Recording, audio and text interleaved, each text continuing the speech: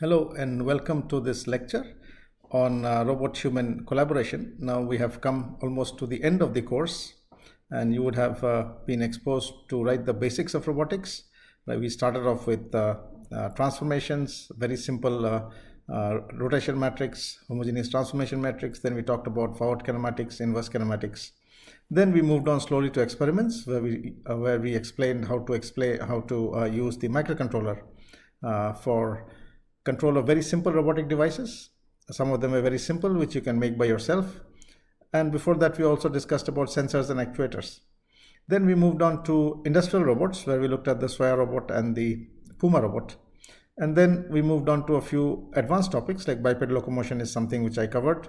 And then today we'll move on to probably the last lecture, which is on robot-human collaboration.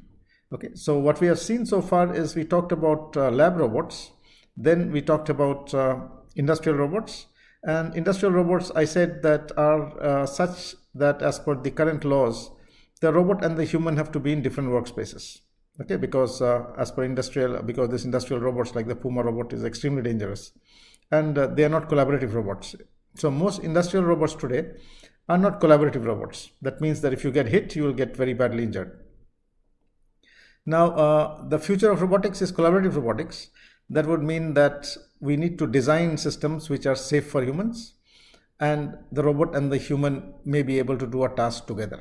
Okay, so today we'll look at robot-human cooperation. What does this mean? What are the challenges? We'll take the example of a very simple robot-human collaboration experiment in the case of design of hand exoskeletons. Okay, how do you design a hand exoskeleton for neurorehabilitation using brain-computer interfaces?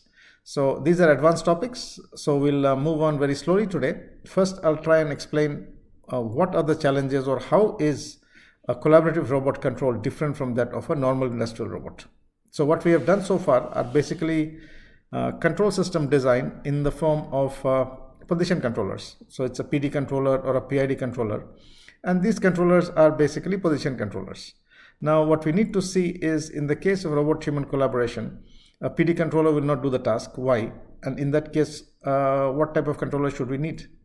Okay, so we'll move on to collaborative robotics today, and we'll see the basic design principles, and we'll also look at the basic control principles, and mainly try to understand what is the difference between an industrial robot and that of a collaborative robot. Okay, so today we are looking at robot-human collaboration. And so here basically there is two systems that we can see here. One is the human.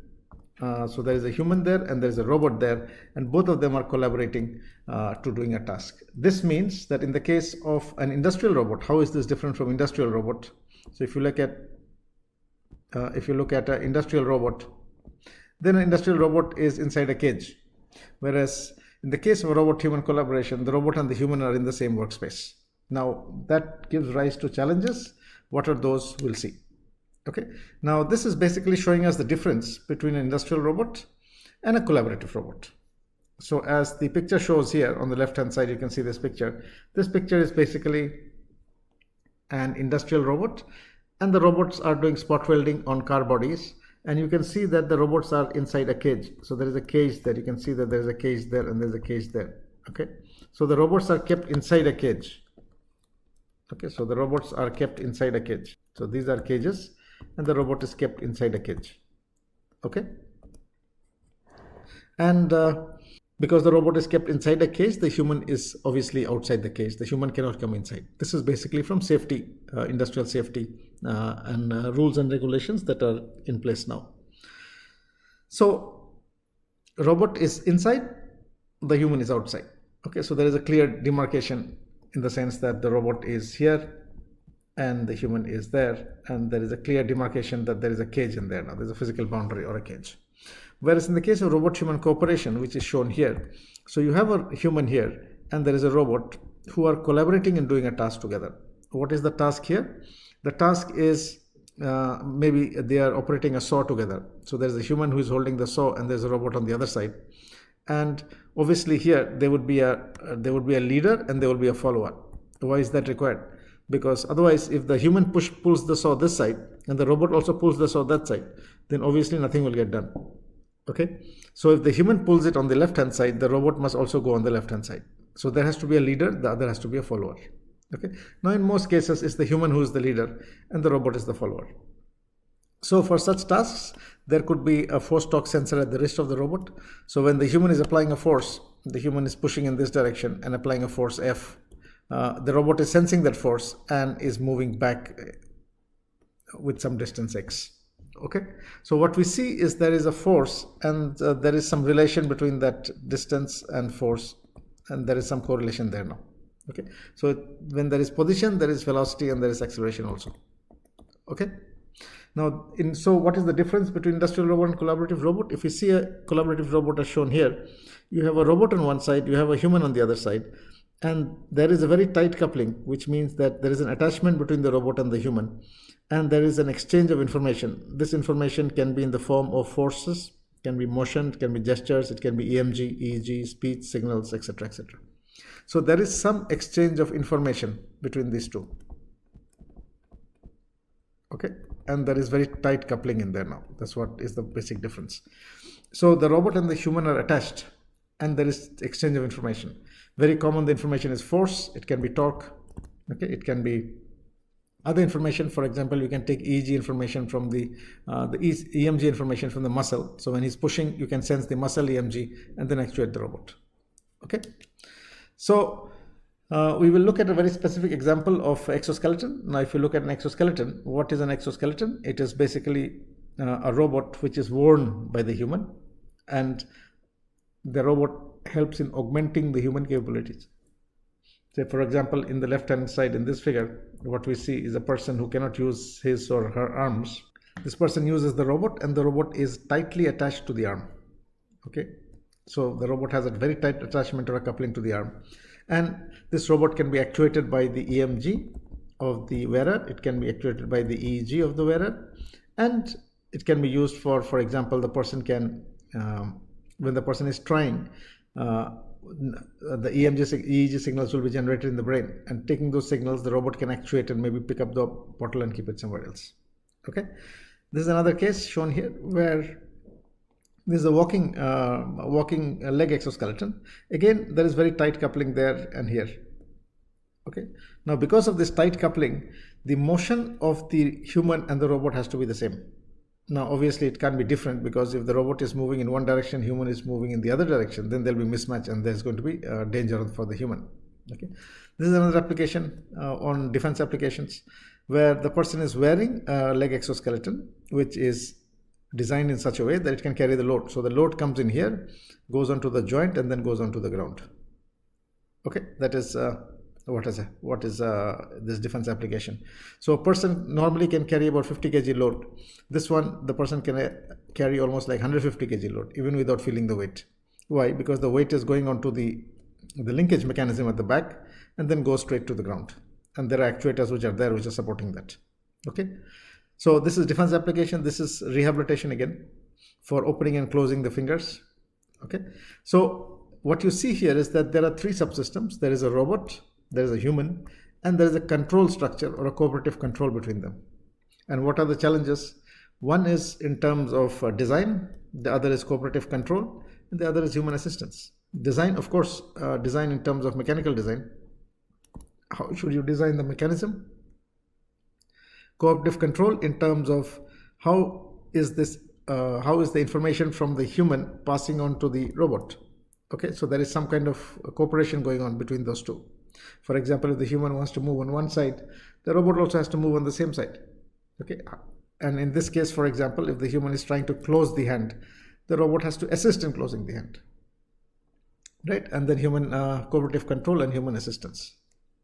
Okay, now these are some examples which are here for Rehabilitation refers to enhancing or restoring the movement and quality of life for people with disabilities or other impairments due to diseases or injury.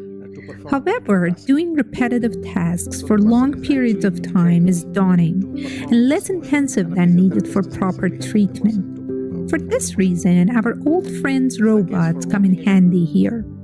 Robots turn repetitive, dull exercises into more challenging and motivating tasks, such as games. From the design point of view, upper extremity rehabilitation robots can be classified into end effector robots to follow a specified trajectory. As an example, MIT Manus to follow a specified trajectory. As an example, MIT Manus or Emotion is a 5 degrees of freedom end effector based robot for rehabilitation of the upper limb after a stroke, and it's developed by MIT. It uses games to increase the rehabilitation outcome. The 5 degrees of freedom of this robot are 2 translational DOFs for elbow and forearm flexion extension and pronation supination, and 3 degrees of freedom for wrist flexion extension, pronation supination, and abduction adduction. Impedance control is used to control this robot. Exoskeleton type upper extremity rehabilitation robots have the same or more degrees of freedom than the human arm, and the robot joints are usually aligned with the human joints. They typically calculate the required torque for each joint and control the limb movements. For instance, Armin or Armio Power is a 7 degrees of freedom exoskeleton type robot developed by Neff et al. And then with Hokama, with joint limits according to the human limbs. The 7 degrees of freedom consist of shoulder rotations and 3D flexion extension of the elbow, supination, pronation of the So what we see here rehabilitation is that we have a robot on one side and we have a human on the other side, and there is strong coupling between them, okay, in all these applications. Now, what makes it difficult? What makes it difficult is that the robot control system is basically a PID controller or a PD controller, and this is basically a position controller. Okay, this is basically a position controller.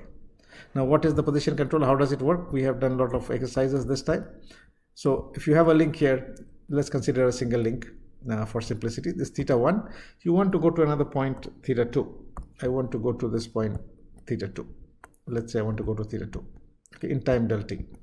Okay, so what the controller does is it takes θ2 minus θ1 and creates an error which is del e, and then drives the error to 0. So if we have a motor in there, the motor will move it in this direction, and the moment these two become same, it understands that it has reached the position.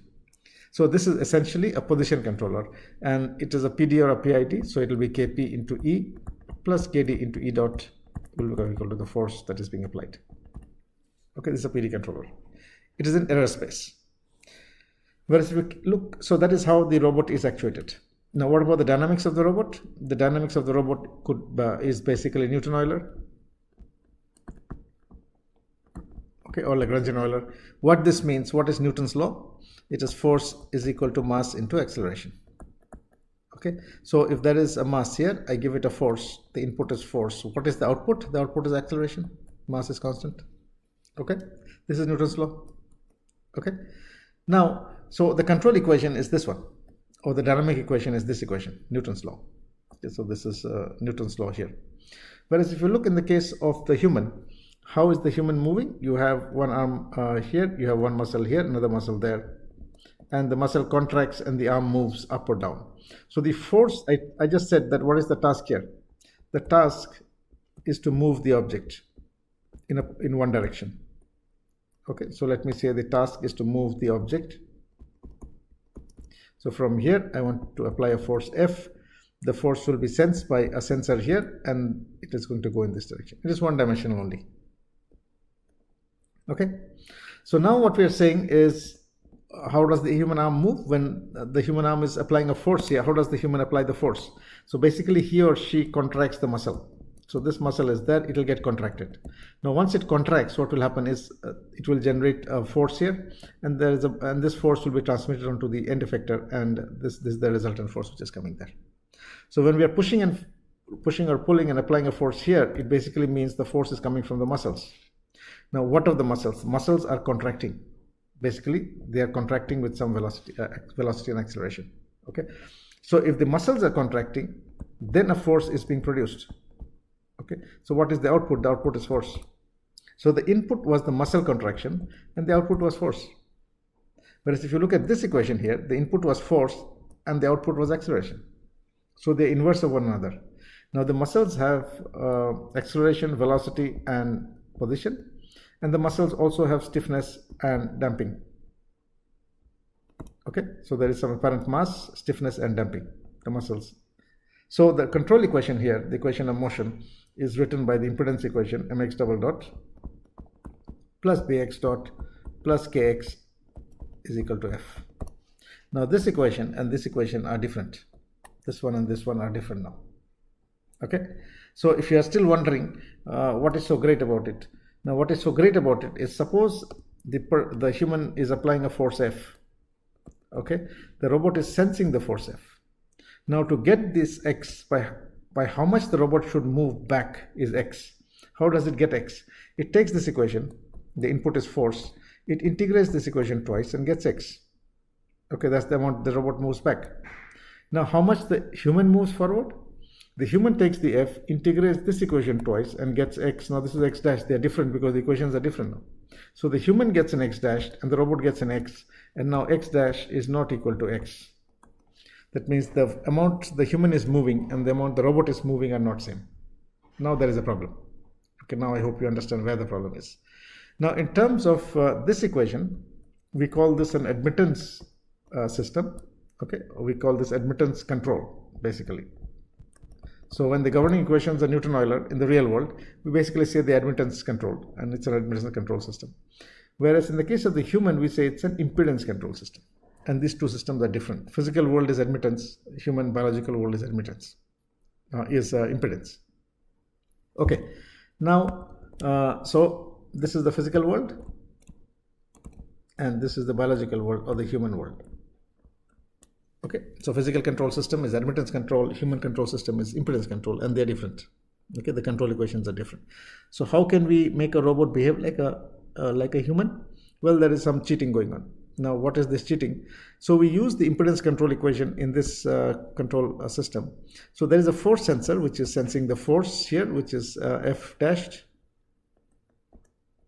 Okay, there's the force which is F dashed, and this force is basically sensing the force F dashed, and the control equation that we are using here is not Newton's law equation, but we are using the impedance equation. So we integrate this 2 times and get the position X, and this position X is moved on to the position controller PD or PID, and the robot moves by that much amount distance. Now because the equation is the impedance equation, this X and this X will be the same now.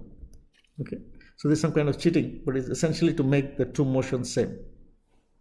Okay, now let's move on further. So what we see here is that this is very, very common when a robot has to interact with a hard environment.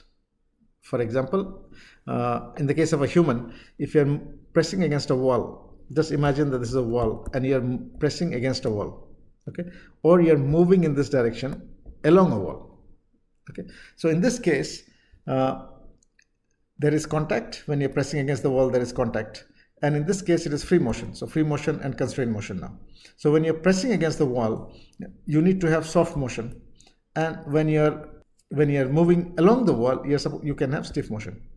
Okay, so when you're pressing against the wall, you have to make your hand soft.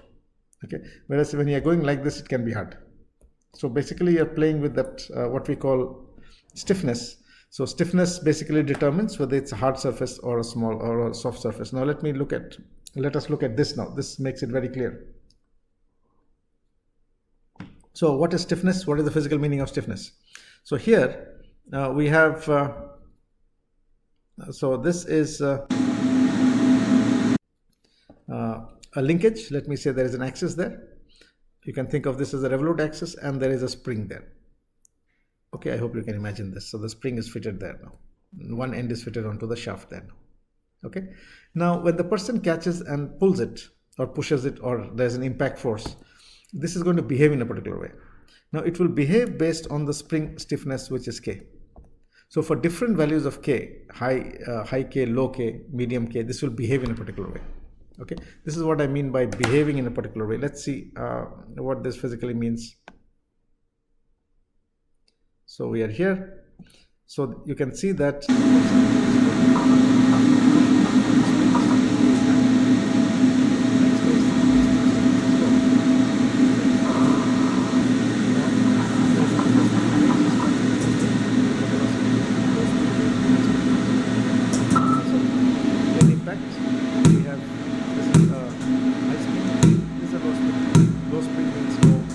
So essentially, this system is behaving, or the behavior of the system is getting modified by the value of K now. And what is K? K is the stiffness. Okay, it's like saying if I put a very weak spring, it will move very easily. If I put a very strong spring, it is not going to move easily. That's very easy to understand. So if you want to make a system behave in a particular way, okay, if you want to make a system behave in a particular way, so if you want to make it behave in a particular way, then basically we can change the K. You can play with that K value, increase, decrease. So in this example where the robot is in contact with a hard environment or it is in free space, you can basically play with the constant again, the spring constant, and make it behave in a particular way. So what is the meaning of behave? Behave means whether it's behaving like a soft spring or a hard spring. This is another example. Okay, this is another example where there's a robot which is behaving in a particular way. So you can see this the person. So the person pushes it and starts oscillating like a spring. We don't want this kind of behavior. Okay, this is something that is not required. The robot and the human now doing a task together.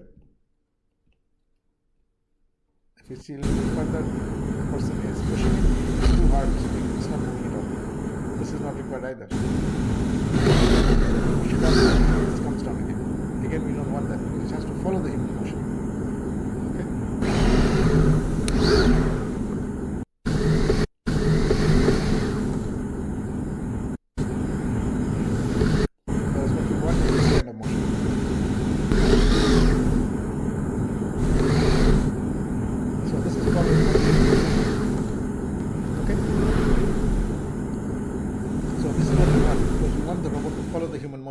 So, and that is being done, the robot is simply following the motion. Okay. Now, there are some ways by which we can take care of control of contact tasks for robots. For example, we can do some kind of cheating and we take care of robots which are interacting with hard environments. For example, here, a robot in grinding task. Okay. Then robot is writing. So, this is a robot which is a fixed space there. There is a pen on top. Now, you can see at the end effector there is a pen and the robot is marking on this flexible sheet. So when it is drawing, what is happening? The sheet is deforming also. Okay. Now this is a difficult task for a robot to do. So what we can do is basically we can use basically impedance control or some kind of cheating, in the sense that this is my dynamic equation of the robot. This is the PD controller equation. PD controller. So this is the PD controller equation, and we can include the dynamic equation onto this one and derive in terms of one equation, which is K. So there is a Kp here and there's a Kd there, and this is my dynamic equation there. So the torque that I'm going to give will be modeled by this Kp and a Kd. So there's a Kp and a Kd. Okay. So by changing the values of the Kp and the Kd, what is Kp, Kd? Kp is the proportional gain and the derivative gain. It's like changing the stiffness of the system. So it is behaving in a particular way. Okay. So this is a cheating way that you're using a position controller, but it is trying to model the dynamics and you're trying to make it soft or you're trying to make it hard. Okay. But in the case of the robot human cooperation, we were in the force domain. This is still in the position domain. So when I said cheating, what does it mean? It means that we are in position control.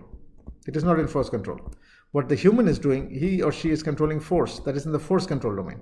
Okay. So when we look at this application, human beings are essentially force controllers. So human will apply a force here. We don't control position. We control forces. Okay. Whereas a robot controls position. Okay. That's where the mismatch comes. So when you're walking, in the last class, we talked about walking, human walking. So if you think a little bit, when we walk, we are not in position control domain. We are in force control domain. When you pick up an object, keep it somewhere, you control the forces, you don't control position. Okay. Now, let us look at design of exoskeletons. Now the design of an exoskeleton is basically, this is the very basic objective of the design of the exoskeleton, is to take care of rehabilitation. This is just one example. And the objective here is that you should be able to, we can design a robot which can actually help a person do physiotherapy. For example, in this case, the person cannot use his or her left hand. So the physiotherapist will hold the hand. In the video that I showed just some time back, the person will hold the hand and open and close. Okay. So in that case, what would happen is So we can have a robot which is going to do that. Now, when the person is doing this exercise, the person could be thinking of something else. Okay, so that is passive in a way that there is no connection between the brain and the hand. That's what it means. Okay, so what the robot therapy can do is that the robot can be controlled by a brain computer interface, and the robot can force the person to think. I'll explain how. So this has 2 or 3 parts. The first part is that we need to design a robot that can do this kind of motion and give the physiotherapy exercise. Second, I need to design a brain computer interface that can force the person to think. And if you do that, then what would happen is this connection between the brain and the hand will be complete. So when you want to close your hand or open your hand or walk, you first think. That means a signal is generated in the brain. The signal comes down through the spinal cord, down and to the muscles in the arms, and then it comes to the hand. Right? Now that is the flow of control. And when you're moving your hand, you're also seeing there's visual feedback. So there is a closed loop control there. So what this task or the experiment that is being done here is we are using a hand exoskeleton, which is going to enable the person to open and close the hand. That's one. The second is have a brain computer interface that can actually guess if the person is thinking correctly and then allow the person to close the hand. Okay, so this is basically what the exoskeleton looks like. So here we have 3 subparts in the task. One is the brain, the other is the start of the action. When you're thinking, you basically start here. Okay, so I want to move my hand, I want to blink my eyelids, or I want to move my legs, or whatever I want to do. The initiation of that starts in the brain. Okay, and there is a signal there that travels down to the spinal cord and goes to the muscles and the sensors, and then the muscles contract, and then the arms and the legs move. Okay, so this is a complete 3 systems which are there, and it is in closed loop because you have visual feedback. So when you're moving your hand, you can also see, and hence this is in closed loop now. Okay, so the first part is to design a robotic hand exoskeleton. So this is what a hand exoskeleton looks like, as shown in the top figure here, and this is a finger exoskeleton, and it is being worn by a person who cannot move the fingers. And what you're seeing here is the other hand, which is okay. So probably this is a stroke patient and this hand is not working properly, but this hand is okay. Okay, so in that case, the control input signal can be taken from the hand, which is good, which is okay. For example, we are putting markers here, and then there's a vision system which is capturing the motion of the fingers, and that is getting used here to actuate the exoskeleton. That's one. The second is we can also take from the EMG signals, or the electromyogram, or the muscle signals. When the muscles are moving, they produce EMG. Okay, so we can pick up this EMG signal, and I know the muscles are moving, so I can actuate this one now. Okay, so this is basically to show you what an exoskeleton looks like. Okay, this is a finger exoskeleton which can be used for physiotherapy of the finger. So the person whose fingers are not working, the person can do this exercise by using a hand exoskeleton. Okay, now this figure shows the overview.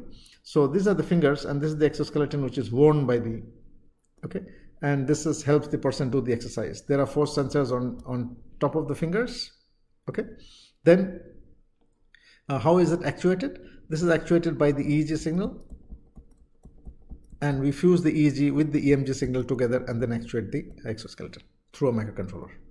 Okay, so what is the exercise about? The person is shown a picture of close your hand or open your hand, and the person has to think and then do the task. If the person cannot do the task, then the exoskeleton will help. Okay, now how does it help the person?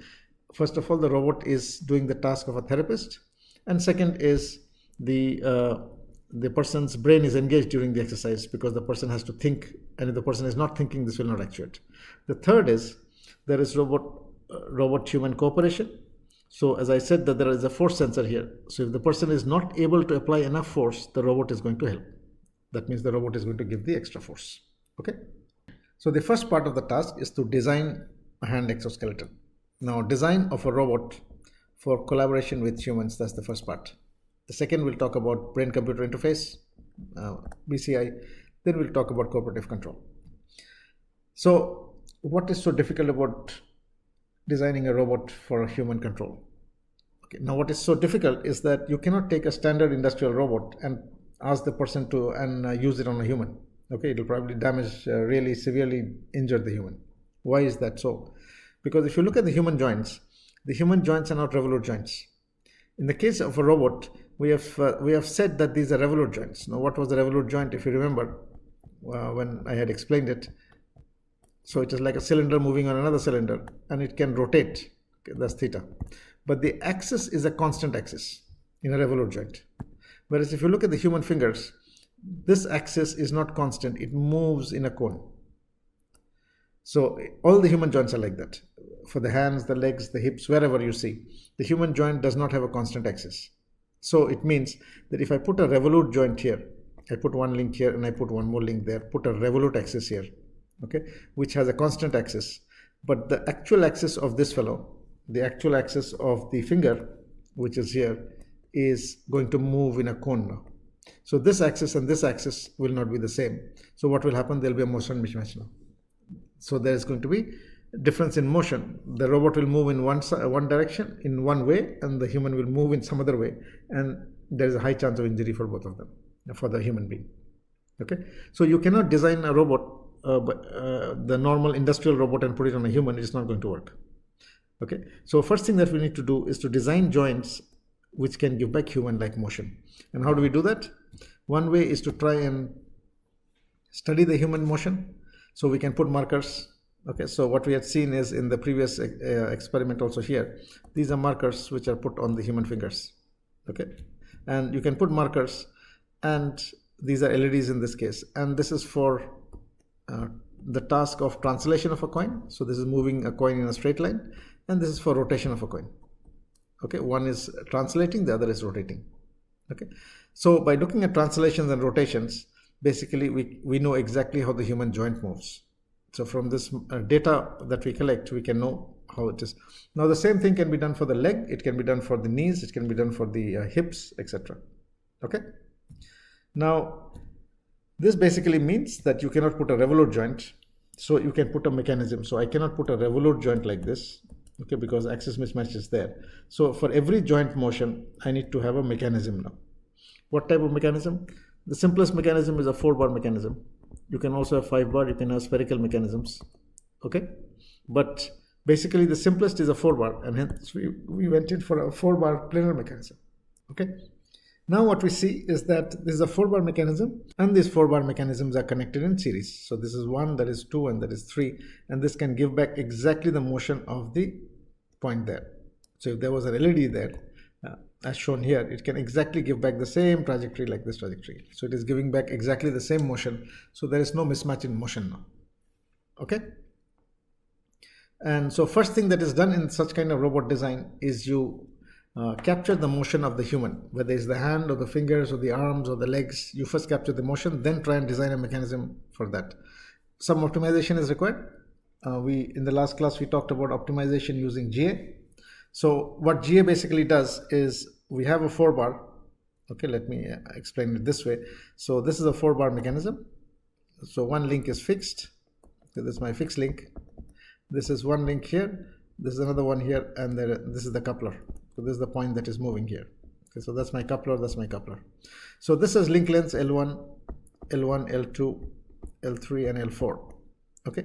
So what we can do is, what GA will do rather in this optimization, we'll keep one of this fixed, maybe L1 is fixed, we'll vary L2, L3 and L4 and generate different 4-bar mechanisms and move the 4-bar mechanisms and get different trajectories. Okay, so when I change this link length and I move it, what will happen is the coupler tip trajectory is going to change. Okay, how do we do that? So we write our loop closure equation for the motion, and then we give corresponding motion to the coupler. This is my coupler. Okay, and sorry, this is the crank. Sorry, this is called the crank. And when this moves, the coupler tip is going to generate different curves. So this is generating different curves. You can see that.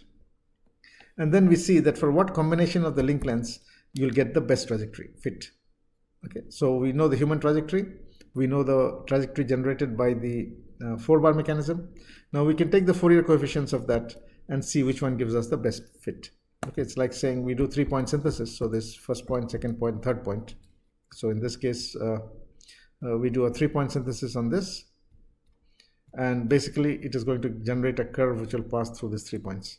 So we can generate different curves. This is another curve, for example, it goes like this, okay, or a curve, some other curve which is going like this, okay, for different link lengths. And then I find that, and this is the human trajectory, for example, in black is the human trajectory, this is the human trajectory, okay. So we find the errors between these and then see for which curve you get the least error. That's one way. The other way, you look at the Fourier coefficients, okay. So now basically what we have got is doing optimization, we can find which is the best in terms of the smallest 4-bar, optimal 4-bar. Okay, so for optimization, we basically have some area and say these are the constraints. It has to be in that constraint. There should be no crossover of the links. It should avoid singularities, etc. Now, if you do that, this is what the design comes out like. This is one 4-bar, second one, third one for the index finger. This for the middle finger. Okay, and this is for the thumb. So we have 3 degrees of freedom in each of them, and this has been made. It looks pretty big actually. Okay, but this is one basic way of designing robots for interaction with humans. So further changes were made. For example, here the exoskeleton is sitting on top of the finger, on the top side. In this case, it is sitting on the side of the finger. So if you put it on the side of the finger, what is happening is that it is much smaller. Okay, and then this one is much smaller compared to that one. Now, for stroke rehabilitation, just for opening closing, just for open close, we do not need 9 degrees of freedom. That is too much. So we can simplify it further with only 2 degrees of freedom in the base and 2 degrees of freedom in the front. That means 4 degrees of freedom. So in the base of the link, if this is your finger, we have one 4-bar mechanism sitting there which is following the fingertip position, and there is one free joint at the fingertip, so there is 2 per finger. Okay, so that makes it 4. But the mechanism is much smaller, and this is what the mechanism can look like. This is much smaller. You put your hands from here, so your index finger and middle finger goes in here and your thumb goes in there. Okay, and then this is the open close motion. This is what it looks like. You can see the 2 fingers, the thumb finger has gone in there, the middle finger and index has gone in there, and the motion of this is very simple.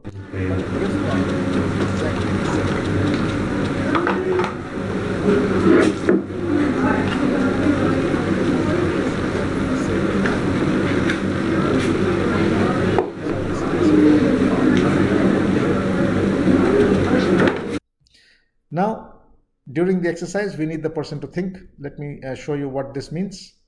So this is what exactly is the total exercise paradigm like. So there is a GUI which is there on the computer screen that will show the person what he or she is supposed to do. For example, in this case, it is showing close your hand. Okay, so it will basically show the person what is to be done. Now the person has to see and do that. So it may show close your hand, open your hand, or do nothing. Okay, it is basically a binary task. Binary task would mean that it can be just open and do nothing, or it can be left hand and right hand. Okay, so it is basically binary because it's a yes no kind of a task. So here the person looks at the screen and tries to do the task. So it is showing close the hand. So the person will think. Now the moment the person thinks, the EEG signals will be generated in the brain, and this EEG signal will be picked up. Okay, and it will be analyzed to see whether the person is thinking or not thinking correctly. I'll just come to that. Okay, so the person tries, we pick up the EEG, and when the person is trying to close, it basically means the EEG is coming down to the arms, to the muscle, the hands, and then to the fingers. Okay, so it is coming to the arms and then to the fingers, and when the person is trying, the EMG is being picked up from here. Once the EMG is being generated, we fuse the EEG and the EMG, and if the person can apply enough force, you allow the person to do. If the person cannot apply enough force, you give the additional force. And when the hands are closing, you can see that there is in closed loop control. Okay, so when the person is moving, or the exoskeleton is moving, the person is also seeing. So this is fully in closed loop control. Okay, so let's look at the video a little bit. It will become very clear. So notice what is being shown. It says be ready. Then it's showing squeeze, that means close your hand. Okay, so the person is closing the hand, thinking and then closing. Okay, then next again, be ready. And this is randomly switched. Okay, it can be ready and do nothing also. So the person cannot guess. Okay.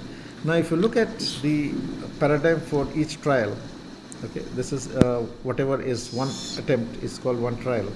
It is 8 seconds. Okay, so first 2 seconds there is a get ready, there is a beep sound which is being shown here. Then there is a cue which is shown, this is a visual cue.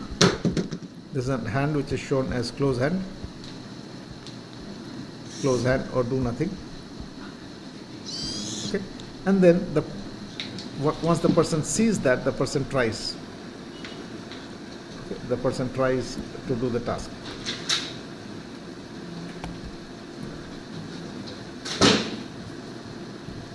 Okay, so here after 4 seconds the person is trying, there is an EEG which is coming through the brain. Then the person is trying to do, that is after 5 seconds there is an EMG in the hand muscles, and then the exoskeleton either closes or doesn't close. Okay, so that is the assistance required control. So we are fusing these two and then closing the exoskeleton. That is what the experiment is like. Now, in terms of the brain computer interface, so we need to take the signal from the brain. Where in the brain? This area is the motor cortex, the central area, and different areas of the motor cortex control different parts of the body. For example, the hands are controlled from here, the legs are controlled from here. So we know exactly where to place the electrode. Okay, so you take the signal, do signal processing, and if the person is thinking correctly, then you actuate the exoskeleton. So it is basically on-off kind of signal, on or off. It's 1 or 0. Okay, so the person is thinking or not thinking. That's it. You can't go in between. For example, if you say, what is the finger velocity or finger acceleration, that there's no way of knowing as of today. So we know which area in the brain we should look at. This is the motor cortex area, the central part for the left and the right. And the brain signals are crossed, that we know. The right side controls the left side of the body and the left side controls the right side of the body. Okay, and the hand is here. This part controls the hand, so we can put an electrode in there. Okay, and we know also which signals to pick up. So the brain has a lot of signals. Different neurons are firing continuously. So these are the different waves that are there. So theta, alpha, mu, beta. So we basically know that for motor action, we basically control mu and beta. So we know at what frequencies, 8 hertz, 8 to 13 hertz, and 15 to 30 hertz. Because motor action, that is motor action means if you're moving your hand or your legs, this is basically controlled by these two waves. So we know which frequency to look at, and we know where to place the electrode. Okay, so these two things we figure out, we know from before. So the electrode is fixed onto that C2, C3, this is called the C3 and the C4, and this is called CZ area. Okay, and we are taking the signal from these 3 electrodes, this one, this one, this one. Okay, because we know that is the motor cortex, that is the area that controls the brain. But controlling a motor from EEG is extremely difficult because the signals are extremely small. They are in microvolts. Okay, they are so small and the brain is continuously firing. So you can see that the signals are all there. There are so many signals and they're all coming together. Okay, so it's extremely difficult to control only using EEG. So if you do a classification of EEG signal only, train a classifier, you will get about 60 to 70% accuracy. For stroke, you'll get even less, 50%. 50% means what? 50% means if there are 100 trials, then 50% of the time you'll be right and 50% you'll be wrong. So if the person tries 100 times, 50 times you're wrong. Okay, so that is of no use. So we need to augment, or we need to add the EMG along with the EEG. Now your classification accuracy goes up to about 96% or higher. Okay, so we use both of this to basically augment the understanding of or getting it right when the person is thinking correctly. And the basic design involves design the EMG EEG bandpass correlation. I will not get into the details, but this is basically fusing EEG plus EMG. And the other part is that these signals change with time. For the same person, if you're sleepy, if you're awake, okay, if you're tired, all the signals will start changing. So you need to have some kind of a detector or what we call a shift detector, which basically checks if the signals are changing. If the signals are changing, you retrain the classifier. Okay, so we take this two signals, train an SVM classifier, support vector machine classifier, which is basically going to say if the person is thinking or not thinking. Okay, so the output from here is thinking or not thinking. So it's a 1 or a 0. So this is going to the exoskeleton. If it's 1, it means the exoskeleton will actuate the person is thinking correctly. If it is 0, it means the person is not thinking correctly. Okay, and the exoskeleton is controlled by its adaptive assistance needed control strategy. So the exoskeleton has its own controller, and this is what the pipeline is like. Let's look at the signals. So this is what the signals look like. So I hope you remember the paradigm for each trial. In 2 seconds, there is a beep sound, it says get ready. Then in 3 seconds, it shows the visual cue. The visual cue is shown, open hand or close hand or do nothing. Then the person tries after about 4 to 5 seconds. So here we have the EEG and here we have the EMG when the person is trying. Okay. So if you look at the signals, this is the raw signals. So this is the EEG signal. So the signals are bandpassed, filtered, then they are converted to positive, RMS is taken. And now if you see, what is it that you're seeing? I've been saying that you're seeing EEG signal. What does it mean? So when you're thinking correctly, the signal tends to fall. This is basically what is called a event-related desynchronization, ERD. So the signal tends to fall. Now if the signal falls, it is basically an indication that the person is thinking correctly. So basically when you think I want to move my hand, or I want to move my leg, what happens is that this signal at the mu and the beta band, it will decrease for some time. Okay, sometime in very short time, could be 1 second only, and then it'll pick up again. So what you're trying to see is when is this signal falling, the decrease in the signal. Okay, now that is at 3 seconds, you can see at 3 seconds to 4 seconds it is falling. That means the person is thinking correctly. Okay. Next, when the person is trying, you're seeing that the EMG signal is increasing now. Again, we are doing bandpass filter and then RMS value, you're seeing the value is going up now. So after 5 seconds, that is here, the person is trying, you can see the EMG is rising. Okay. So if you fuse this and this is decreasing signal, that is an increasing signal. So if you're fusing both of this, we basically train a support vector machine classifier, which will basically give an output of 0 or 1. So EMG plus EEG, okay, and the output is a 1 or a 0. 1 is the person is thinking correctly, 0 means the person is not thinking correctly. Okay, that's what the classifier is doing. So now next what we need to see is the robot human cooperation experiment point. That means the classifier is now set, the person is thinking, now the robot has to actuate. Now in that case what we do, we use this impedance control.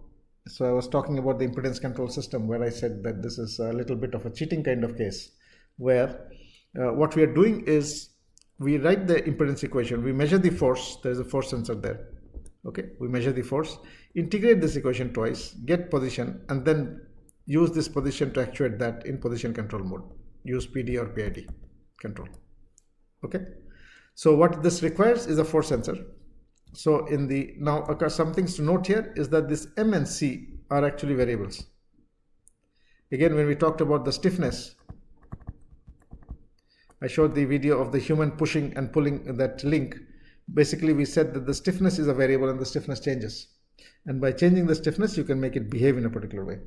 So here, by changing the M and the M and the K parameters, you can make it behave in a particular way. Okay. So the question is how to find M and K. So the interesting thing is there we can do a human experiment where a subject, a healthy subject, puts on the exoskeleton as shown here in this figure, and he or she tries to close it. Okay, and there are 4 sensors at the fingertips. At the fingertips here and here, there are 4 sensors. Okay, you can see the 4 sensors there. So when the person is trying to close, we are seeing the relation between force and position. So this is force, and that is position. So what we can do is we can make a least square fit from this force and position. We can find position, velocity, and acceleration, and then do a least square fit and fit it into this equation. F is equal to mx double dot plus kx. Okay, so I can find my m and k by putting a least square fit based on the data that I've got from here.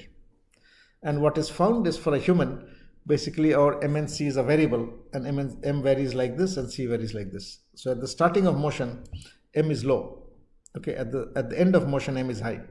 Okay, similarly, c is low at the start of motion, the end of motion, c is high. And if I draw it, these are the different areas where we are moving, so I have to change my m and c accordingly. Now in the case of a patient, what about the case of a patient?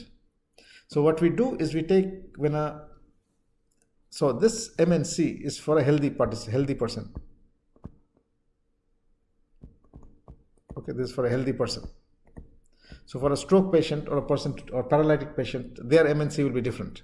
Okay, so what we do is we take the m and c parameters, the average m and c for a healthy participant, and then what we do is, if this is for a stroke patient, if the person cannot apply the force that is here, okay, the person is not being able to apply, then what we do, we simply reduce m and c. Now reducing m and c means you're decreasing the stiffness, and the person is able to do now. It is exactly the same in the video that I showed. The person is not able to move if the stiffness is high. If the stiffness is low, then the person is able to move. So in this case, what we do is we simply change that m and c parameters in this equation. In this equation, we change the m and c parameters. Here, we change the m and the c. Okay, and we can allow the person to do or not allow the person to do. Okay, so if the person cannot do, make it m and c low, so the person is now able to do. That is the meaning of assist as required control. Okay. Now, so that is how we make the person behave, or we can make not the person behave. We can make the robot behave in a particular way. So that is basically what we mean by saying make the robot. So robot can behave in a particular way.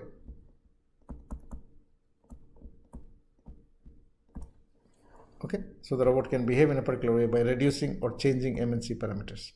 Okay, now this is shown an actual experiment which is being done.